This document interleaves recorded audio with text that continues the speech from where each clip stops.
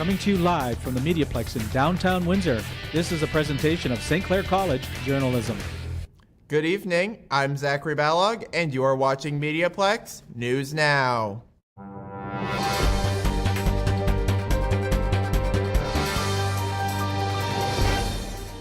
Let's join Constable Sarah Werstein from Crime Stoppers with this week's update. In light of holiday online shopping and home deliveries, we would like to remind our supporters to be on the lookout for porch pirates. A porch pirate is a person who steals newly delivered packages from other people's porches. For porch pirates, stealing packages is a crime of opportunity, and while online ordering is on the rise, so is package theft. If you see suspicious persons in your neighborhood or are aware of the persons responsible for these crimes, please call your local police service, or you can contact Crime Stoppers anonymously at 519-258-TIPS or leave a tip online at catchcrooks.com. I'm Police Coordinator Sarah Werstein. Let's head outside where Aya Bazi is standing by with a look at our current weather conditions. Aya, what do we need to know? Hi, Zach. It is very cold and very damp here in downtown Windsor. It is currently 4 degrees Celsius, but what does it look like later this week? I'll tell you more later in our 3-day forecast. Back to you. Thank you, Aya. With a new mask mandate on the horizon, Mackenzie Adams asked Windsor residents how they felt. As pediatric hospitals are experiencing an overwhelming number of sick children, Premier Doug Ford is urging Ontario residents to wear masks when possible. Ford is also encouraging residents to keep up to date on their flu and COVID-19 vaccines. Although this current situation is unlike anything we've seen in the pediatric population in recent memory, we have strong systems and structures that have been put in place during the pandemic for our adult community that we're now utilizing for child and youth care. We're taking action to ensure that these sick children get the care that they need. When you're around a lot of people, you should wear them as a courtesy to the people around you, and likewise they should be wearing them as a courtesy to the people around them. So, it's like a two-way street. For me, mask prevents me from freezing my nose and everything. So yeah, it's a good one. So I think we should wear the mask. Yeah, I'm okay with keeping mask. It is useful to control COVID virus. For MediaPlex News, I'm Mackenzie Adams. The internet gives us new ways of doing things, including honoring those we lost. Tyler Clapp tells us how some Windsorites are doing just that. Even with Remembrance Day in the rear view, there is something new about the event. While the tradition of Remembrance Day has always stayed, the ways in which it's been practiced are changing. Whether it's through live-streamed ceremonies, social media posts, or in-person memorials, there are seemingly more options than ever before in being able to honor those in the armed forces. Paul Lozon is the president of the Windsor Veterans Memorial Services Committee. He said the last 2 years have provided their own differences in how veterans are remembered. It's kind of like a bit of a roller coaster where, we were doing parades years ago, starting at Chrysler Center and coming down, marching down here. And then when COVID hit, we had to limit the number of people and masks and everything, and the crowds dropped off a bit. The COVID-19 pandemic pushed many remembrance efforts online, and these have stayed. One example can be found on the City of Windsor's website, with one event having Mayor Drew Dilkin sit at a round table to discuss Remembrance Day with local veterans and military family members. These will be shared via the City of Windsor's Facebook page, as were Remembrance Day services held last week. Whether you click online, visit in person, or tune in, it seems there are many ways one can honor veterans. I'm Tyler Clapp for MediaPlex News. If you're looking for a new hobby, pottery might be something to keep in mind. Rawad Kansoon has more. Pottery is one of the oldest and most widespread of the decorative arts, consisting of objects made of clay and hardened with heat. These objects are commonly useful ones, such as vessels for holding liquids, plates, or bowls from which food can be served. You can enjoy making your own pottery in Windsor at the Expressive Brush Art Studio. This introductory level class will get students comfortable with the wheel, controlling the speed, balancing, centering the clay, and getting a feel of how the movement contributes to shaping.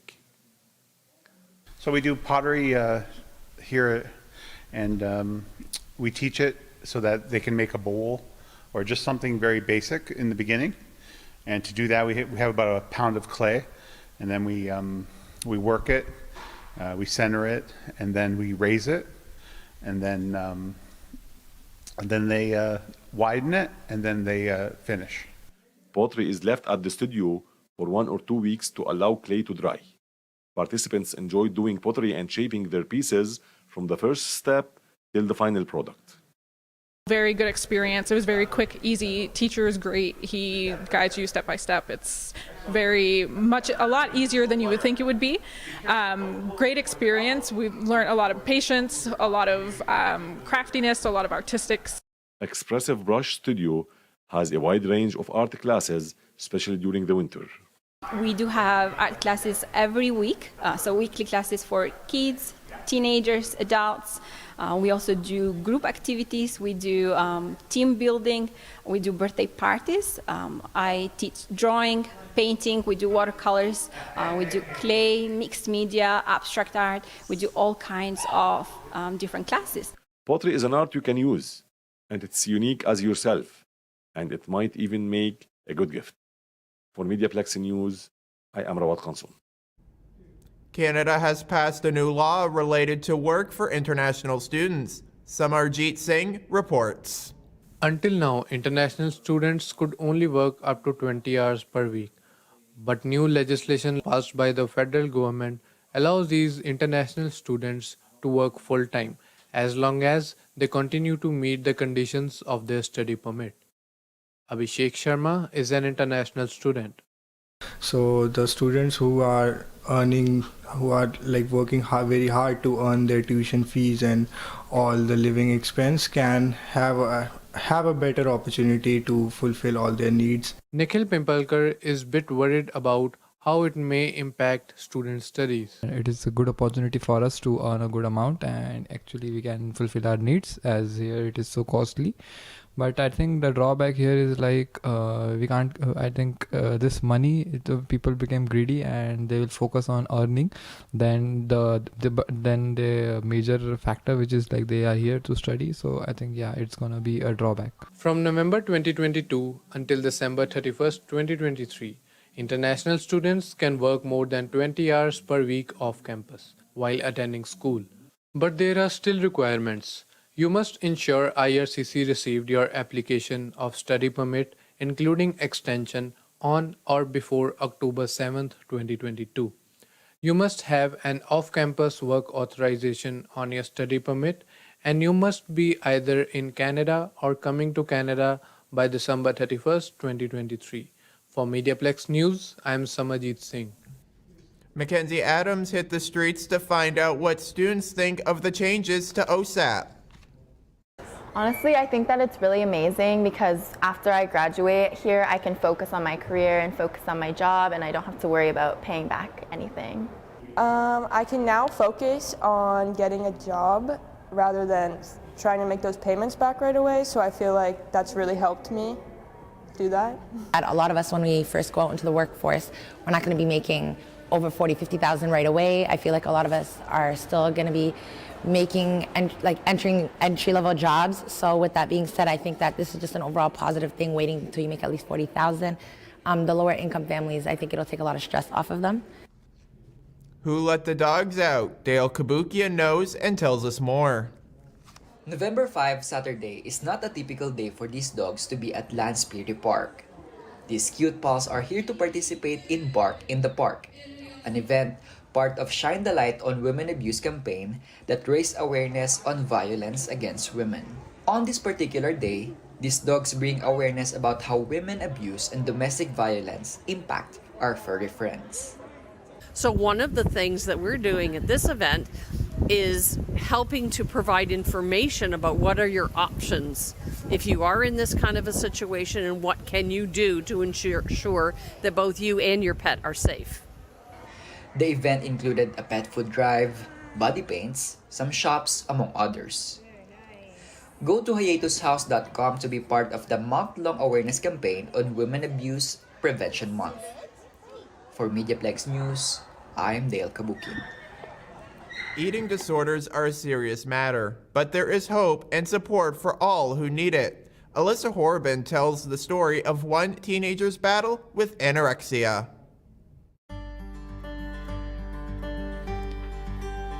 Liliana Napozlin, to many, is an average 17-year-old girl. She's taken ballet since she was 4 years old. She studies hard, attends church, hangs out with friends, and enjoys doing makeup. But there is one thing that turned her normal life on its head, and it began long before anyone saw it coming. Ever since I was really, really little, I've had this fear of getting fat.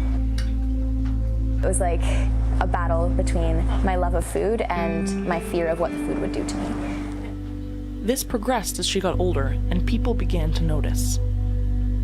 When I saw her exercising and I saw her skinny arms and I saw like no stomach when she bent back and there was just this cavity where her stomach used to be, I said to her, "You are way too skinny. This has just gone too far." And I just took that as, yay, I lost weight. Colleen Napozlin sought advice from other parents about her concerns for Liliana. It was confirmed that what I was seeing was evidence of an eating disorder. She ended up taking her daughter to the Teen Health Center in Windsor. 1 week later, they sent Liliana to the hospital. That was probably when it hit us the hardest. After 3 weeks of exercising in her hospital bed when she thought no one was looking, she was moved to Victoria Hospital in London for a more specific treatment program for eating disorders. I felt guilty for not getting better. But at the same time, she continued to resist help. Something about eating disorders is that like you always think you're different than everybody else. It's like, no, I'm different. I'm actually fat. I had this idea now that I had an eating disorder and so I was sick, and so it wasn't up to me to want to get better. Like, it was just part of the illness to fight it. After 7 weeks in hospitals, Liliana came home. But things were not back to normal and probably never would be. There's not a lot of gravy soup. Just tried to talk about anything but the food while we were eating, but we had to learn how to do that. Fried turkey dinner. When Liliana came back from the hospital, so did her timed eating schedule and the tricks she learned from the other girls in the program about hiding food and losing weight. I was still fighting it actively, even like when I knew that it was an illness. Colleen kept a close eye on her. I'm not a toddler. Why are you watching me like a toddler? Like, I felt so powerless. And eating disorders, they feed off of the feeling of having power over yourself, like control. A lot of people think eating disorders are about control. They foster a perceived sense of control, but people who are struggling really don't have any control over what they're doing. Until her weight was restored, Liliana could not exercise. This included ballet. Because dance was her passion, she jumped back into it as soon as she was allowed. But the tight leotard and walls of mirrors in the studio made it difficult. People tell me I was a lot skinnier than any girl in the class, but in my mind, I was still the biggest one. She perceived that she was getting fat because she was changing from that body type that she wanted to have in order to be a ballerina. She was going to be a lovely, curvy, attractive young woman, but it just didn't fit her image of what she was supposed to look like. Many other things also added to her struggle. Oftentimes it's not one thing that tends to be a trigger. It's sort of, we kind of talk about it in the eating disorder community as the perfect storm. Liliana turned to cutting as a way to cope with her stress. When she told me, it broke my heart, and not because she disappointed me, but she was hurting herself. And the fact that she felt that she needed to do that was hard to hear. At the same time, I understood, I guess, and realized that, okay, here's another element, another layer to this battle that we're in. I think the one that people ask about the most. She would cut areas of her body that she perceived to be fat. And it was like, you wanted to cut away at those areas, you know, her thighs, her stomach, her arms. Liliana's faith has been consistent throughout her life, but caused her conflict in her fight with anorexia. I had this inner battle with myself because, like, as a Christian, I knew that God didn't want me doing this because I hated something that he made and I knew that was wrong. But it was her faith that also led her to recovery. She says one night she felt God tell her it was time to let go. I hesitated a lot. And I'm like, okay, God, here it is, take it. I'm gonna stop fighting. I can kind of see when I'm working with a client sort of the day that they decide, okay, I'm just gonna relinquish what I think I'm doing and trust the process. Like the climax of tug and war when someone finally has to win. Because it was like, it was a battle going on for so long, and it was kind of just like that one final moment where somebody has to let go. So many times before, she had thought about giving in to the other side. For some people with an eating disorder, that might sound like the better option, is to let the darkness win, the constant war, the pain, to let it win. But really, you have to let it go.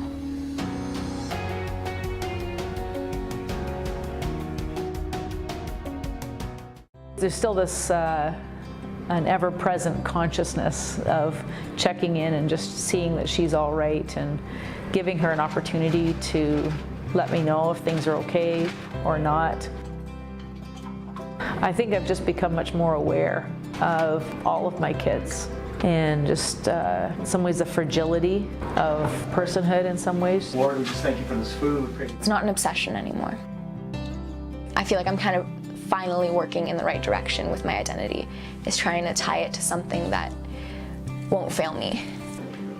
It's something that will be a temptation for her throughout her life, much like an alcoholic would be tempted to alcohol. That I already learned. Colleen says they take the process one day at a time. Every day of choosing life, choosing to live, and choosing to remember her commitment to get better is a victory. My hope is that she will always have people around her who can give her the support she needs. It is safe to be me. I am wonderful just as I am. I choose to live. I choose joy and self-acceptance.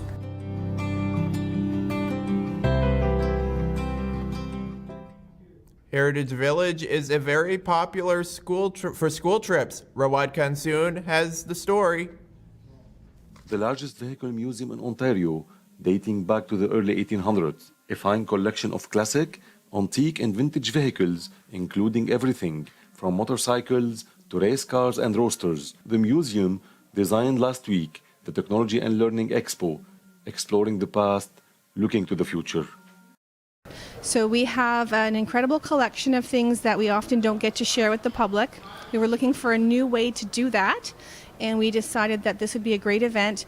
Hopefully it will become an annual event. So today we're just kind of testing the waters. We had school groups here on Thursday and Friday, and today it's open to the public.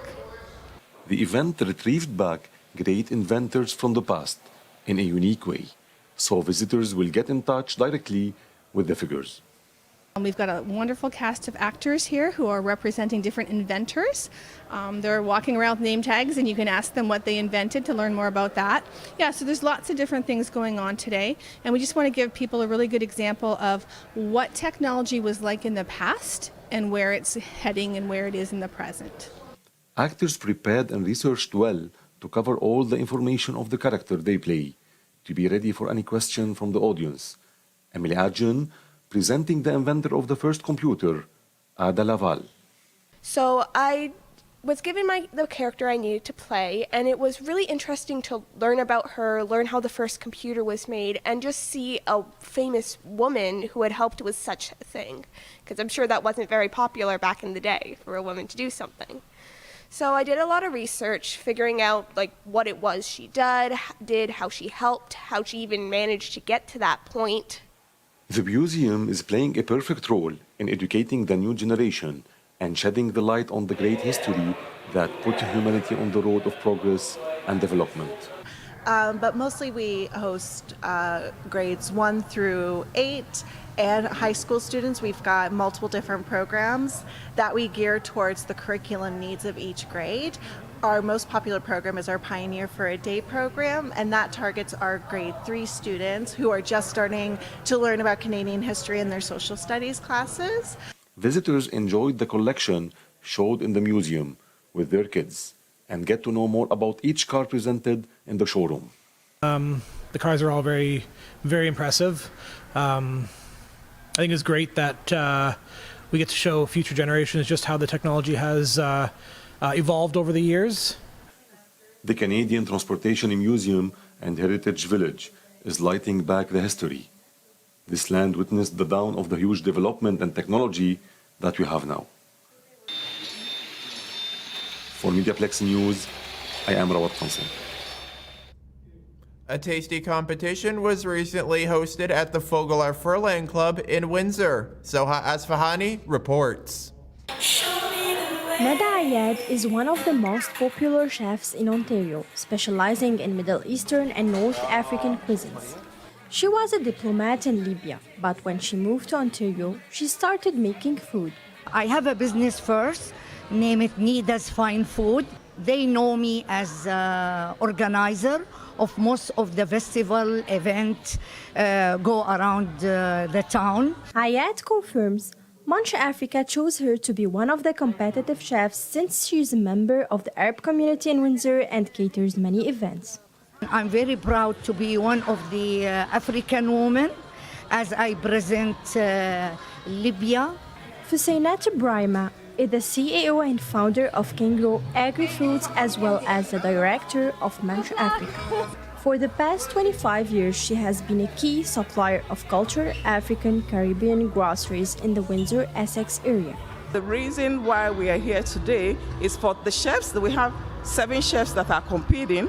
Each chef has a full meal that people are going to come and taste the meal. Brahima announced that people who taste the food can vote for the best chef or food that they like. If they win, we get to commercialize that food. Voters speaking loud and clear. Nada Ayad crowned the winner of Munch Africa. I'm Sohas Fahani for MediaPlex News. It's time to go down for our weather with Aya. But Aya, you have a special guest. Who do you have for us this evening? Thank you so much, Zach. As you can see, we have Saint Nick here with us. How are you doing, Santa? Oh, very well. And how are you doing? I'm doing amazing now. Thank you. So I do have some questions for you, Santa. Oh, all right. So I've been hearing on the streets that you have these 2 different lists. One might be good, one might not be so good. Am I on the good list this year, Santa? Have you been trying this year? I really have. Have you had fun? I have had lots of fun. Have you helped people be the best versions of themselves? At the MediaPlex, I try my best. Well, you shouldn't worry then. Oh, thank you, Santa. Thank you. You're welcome. So, Santa, you're off about 11 months out of 12 during the year. What do you do with all that spare time? Now, let's just clarify this. People think I'm like a school teacher, that I get summers off. No. We take a break from Boxing Day. We take 6 weeks. We're back at Valentine's for a huge Valentine's party. We go into research and development until St. Patrick's. And then by the end of March, we're back into full production. So what I'm hearing is you have a pretty large team on your hands. Well, North Pole City is about 850,000 elves, plus we get visitors. So we keep busy. All right, Santa, my last question. What would you like for Christmas? Oh, I would like people to have more understanding of each other, tolerance, patience, and acceptance, because we're all one family. We're one Ohana. Awesome. Thank you so much, Santa. Back to you in the studio, Zach. If he's still listening, I want all the Lego in the world. Want to learn some new skills? The Gibson Gallery might be the ticket. Mehak Nahar reports. The Gibson Gallery is a charitable non-profit organization that is free to the public and entirely run and maintained by a volunteer board of directors and gallery members. Sandra Ellis teaches interior design at St. Clair College as well as at Gallery. I love being in the classroom. They give me energy. I love it when a light goes on, when they're drawing something difficult in a technical perspective and they finally get it and they're excited that they've got it. Abbotsford Guild promote appreciation for arts and crafts.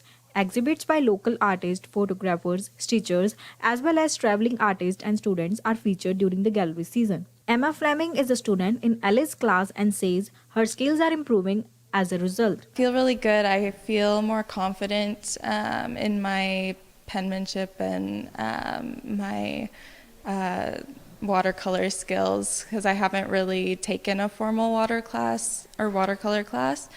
So I think it's valuable. Kenneth Craig visits the gallery to view the artwork of his friends. Yeah, we're just here to enjoy his artwork and have a good time. Art and craft classes for adults and children are taught throughout the year every Saturday from 1 to 4. For MediaPlex News, I'm Mehak Nahar. In today's economy, many of us are looking for bargains, and as Rawad Kansoon reports, that's where Mom to Mom comes in. Well, are you tired of paying retail for something they will quickly grow out? Mom-to-mom resales are a great way to control your budget when you are providing a wardrobe for children who are growing fast. Moms are trying to save cash, especially in a very tight economy. Rather than paying full price for items, they can come to a sale like this and get clothing for their children at a fraction of the price that they would retail, which helps them save money to put other places in their household budget. 70 vendors presented their items at low prices at the Fogular Furlan venue last weekend. Thousands of kids' items were available in one-stop shopping. Clothes, toys, books at low prices. Hundreds of parents in Windsor, Essex County have the excitement of saving money for gently used items. In today's economy, things have almost doubled, and parents find difficulties to afford stuff for their children. Coming to sales like this, the mom-to-mom sale, is a fantastic way to save money. You can get clothes for a few dollars a piece, which means you can clothe your kids, you can buy toys, you can buy books for $1 a piece. This is a fantastic way to save money in this crazy economy we're facing right now. Most of the people attended the event with their kids to find suitable items at good prices. And to save money in this economy, sales like the mom-to-mom sale really help out. We can find clothes for $1 a piece, things like that, and your money goes a lot farther. Mom-to-Mom was created in 2003 with goal in connecting parents in Windsor, Essex County. For MediaPlex News, I am Rawad Kansoon. Thanks for tuning in. I'm Zachary Balog, and you've been watching MediaPlex News Now.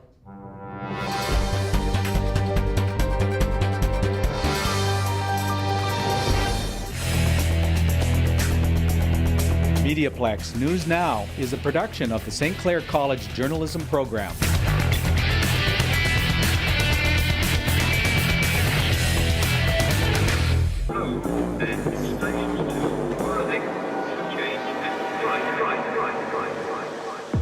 It's always been my passion to be part of a news team. I love the adrenaline rush of being there when news is breaking. I wanted to learn how to get the story and know how to present it on radio, in print, on television, or the web. I wanted to learn from the best, and I did at St. Clair College.